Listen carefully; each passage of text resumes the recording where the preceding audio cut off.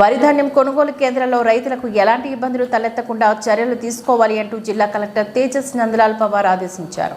గురువారం గోపాల్పేట మండల కేంద్రంలో వరి ధాన్యం కొనుగోలు కేంద్రాన్ని కలెక్టర్ సందర్శించారు.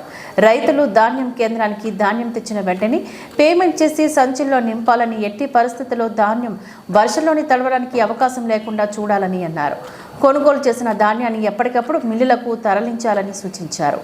కేంద్రంలో ఉన్న ధాన్యాన్ని సైతం టార్పలిన్ కవర్లతోని కప్పాలని, కేంద్రానికి ధాన్యం వచ్చినప్పుడు హమాలీల కొరత లేకుండా చూసుకోవాలని సూచించారు. బరువు కొలిచే యంత్రాలు, గన్నీ బ్యాగులు, తేమ కొలిచే యంత్రాలు అందుబాటులో ఉంచుకోవాలని సూచించారు.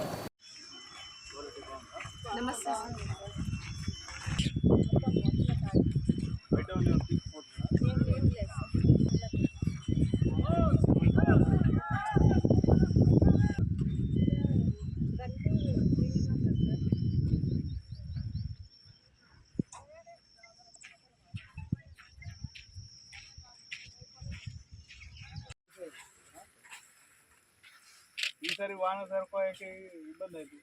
మొత్తం వెళ్ళిపోయినా సార్ చెరువులు. ఇప్పుడు రావాలి, త్వరగా రావాలి. వస్తే కొంత నెక్స్ట్ సీజన్ అయితే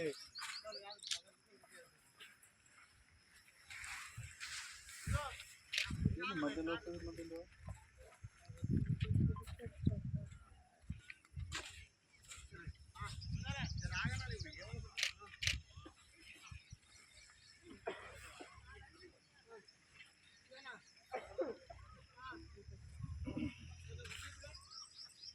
ఇట్లా ఉంటుంది.